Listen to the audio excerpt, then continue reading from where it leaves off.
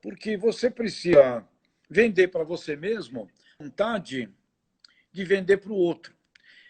E isso incomoda. Você precisa aprender a gostar do outro. Porque se você não gosta do cliente de uma maneira autêntica e verdadeira, você não desenvolve um talento fundamental de vendas, que é a empatia, que é aquela coisa, a gente colocar efetivamente no lugar do cliente. E esta vontade de gostar do outro, está vendendo, com você não terá tono suficiente, vigor suficiente para trabalhar através da empatia o aperfeiçoamento daquele cliente, porque é esse autoaperfeiçoamento, porque a segunda venda mais difícil do mundo é vender o cliente para ele mesmo. E aí tem um fundamento na Terra. Cliente nenhum pediu nada.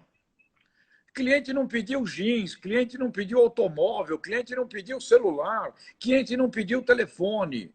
Não, o Steve Jobs dizia, cliente não tem tempo para saber o que quer.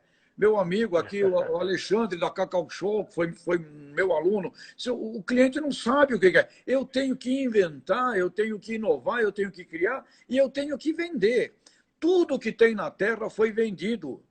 Os estudiosos, teólogos, que estudam as religiões, eles dizem, se não fosse o apóstolo Paulo, nós talvez não conhecêssemos Cristo, porque foi Paulo quem vendeu o cristianismo para o mundo. Ele nem conheceu pessoalmente, vivia do lado lá, que não era lá na Judéia. Até lá o Pedro, no início, não gostou muito dele. Ou seja, se não fosse Paulo, não conheceríamos Cristo, dizem os estudiosos em teologia. Então, vendas é uma arte de você vender. Você tem que vender atitudes para um filho. De repente, você recebe também aulas de vendas de um filho. Recebemos aulas de vendas de um filho. Isso acontece o tempo inteiro. Então, vendas é tudo. Uma coisa importante, venda. Ortega, a gente não aprende vendas em escolas. Não Você não aprende. conhece. Você não conhece eu sou mestre estrito senso em vendas, não existe. É um doutor em vendas, não existe. Vendas se aprende na vida, ouvindo bons mentores. E uma coisa muito importante que eu observei na minha vida inteira lidando com essa coisa. Primeiro, tenho que dizer a você, a vocês, que se não fosse eu ter sido forçado a trabalhar em vendas, eu não seria quem sou. Quando eu fui obrigado a trabalhar em vendas, eu tive que me rever. Porque você sabe, eu tive esse acidente, essa queimadura no rosto, e com 15 anos de idade, meu pai me fez ser estagiário, trabalhava estagiário, office boy, numa livraria lá em Santos. E quando eu não estava fazendo trabalho de office boy, o dono da livraria me obrigava a ficar à frente da livraria para receber os clientes. Para mim, isso era a maior tortura que você pode O imaginar. maior incômodo. O O maior maior incômodo. incômodo que você pode imaginar. Ficar na frente de Imagino. uma livraria, numa porta lá na Rua de Santos, com todo mundo tomado. Um incômodo. E esse homem berrava lá do fundo. Ô, menino, era um português, né? Menino, não tenhas vergonha da tua cara, tenhas vergonha na cara. Um homem se faz com caráter. Este homem português lá, o seu Mendes, lá de Santos, berrava lá do fundo. Então eu fui ouvindo esse tipo de coisas e vendas me fez a terapia mais barata do mundo. Me obrigou a gostar de mim e me obrigou a enfrentar o mundo, os clientes. E aí tem uma coisa, a gente não aprende isso em escola, não tem doutorado, e este incômodo é fascinante. E você sabe algo que sempre me incomodou muito, quando eu dirigi milhares de vendedores? Você nunca vai ver um vendedor ruim sozinho. Ele vai estar sempre abraçado com outro vendedor tão ruim quanto ele. Demorou para eu aprender isso. Quando eu tinha 18 anos, fui para o meu outro emprego também de vendas, eu era o pior vendedor da empresa. E eu era amigo do vendedor pior do que eu. Nós saímos para vender junto, a gente conversava o tempo todo, piorando um ao outro. Ele não vendia nada para ninguém, muito menos eu. E é incrível que quando você anda com um vendedor ruim, você fica igualzinho, né? Não, Eu lembro. não, e é uma afinidade, Ortega. Você gosta, tu Profunda. é ruim. você gosta do cara ruim. E quem eu odiava naquela empresa? O melhor vendedor, era um baiano lá, um Nolasco. E eu vi isso em toda a minha vida, depois que eu passei pelas experiências como diretor, eu via isso. Deixa eu olhar no ranking dos vendedores quem são os piores, as piores performances. E eu ia observar com quem que eles falam, com quem que eles trocavam chamadas nos celulares, com quem que eles saíam para tomar um café, com quem que eles saíam depois do expediente para tomar uma cerveja.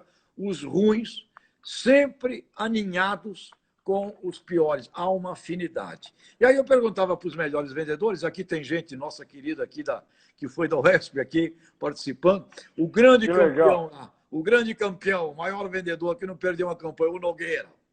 Fala, Nogueira, tu grande Nogueira. Vendedor, né? O Nogueirão. O Nogueira está aqui com a gente? O Nogueira acho que não, mas eu estou vendo gente aqui. Porque nós precisamos puxar a orelha dele, que nós precisamos fazer um livro dele, né, Tejon? Essa é outra figura, viu? Sônia, tem um pessoal aqui da UESP. Eu falava, Nogueira, tu é o melhor vendedor. Quantos vendedores vêm conversar contigo? Para sair com você, para aprender, para olhar? Quase ninguém. Então aí está uma dica muito importante para quem está conosco aqui, vendedor, empreendedor, empresário, principalmente no meio dessa crise. Tem muita gente desanimada, muita gente reclamando, muita gente que só vê o que não presta. Mas você tem gente para você olhar para te inspirar. Então, um grande vendedor, e eu era ruim, eu era o pior vendedor. O dono da empresa, lá naquela minha primeira, com 18 anos, me obrigou a passar um mês trabalhando com o Nolasco, que era o melhor. E quando eu fui, eu observei, prestei atenção e admirei. E eu procurei fazer isso com os meus vendedores depois, quando dirigia vendas. E 90% das pessoas que eu pedia para ficarem aprendendo uma semana com os melhores vendedores, 90% voltava e dizia que não tinha nada para aprender, que aquela pessoa lá eles não gostavam e que o jeito que ele tinha não era um jeito que servia para ele. Ou seja, vendas é a arte humana da transformação, Ortega. E onde quer que você a arte de mirar os melhores. Sem dúvida. A arte de você aprender ter uma cuidado, uma percepção para as coisas boas, canalizar para o bem. Você fala isso, eu falo isso também de uma outra forma. Se não está liderando para o bem, está liderando para o mal. Acho que você publicou isso hoje nas suas redes sociais. É verdade. Você escreveu hoje, não é? Uma liderança maligna ou benigna, mas ela é uma liderança. Só tem Hitler era um grande líder, né? Só nefasto, terrível. Os resultados mostram o caráter do líder. Então, o incômodo. O que é vender? Vender é incomodar o cliente gostoso. A venda é um ato de incômodo. Porque quando você vai visitar qualquer cliente que entre numa loja, um cliente que entra e pede um pastel, você olha aquele cliente e você tem que sempre procurar estabelecer uma conversa, uma pergunta, uma área da pergunta, né? E o cliente vai pedir tal coisa e você sempre vai dizer, puxa, esse pastel é delicioso, que ótima ideia, mas olha, eu estou fazendo um aqui também novo, que é uma delícia, esse aqui, gostaria de experimentar e incomodar gostoso. Você vai comprar um automóvel, você entra para comprar um automóvel. O vendedor está lá. Os vendedores hoje são muito educados, todos têm aulas de bom comportamento, etc. Mas é necessário incomodar o cliente. No campo do agronegócio, que a gente atua muito, nossa, você não pode fazer o que o produtor rural quer. Você tem que fazer com que ele evolua, com que ele utilize muito melhor a ciência, a tecnologia, tudo que você está vendendo. Isso vale na venda B2B, isso vale numa venda B2C. Portanto, grande vendedor é um incomodador gostoso.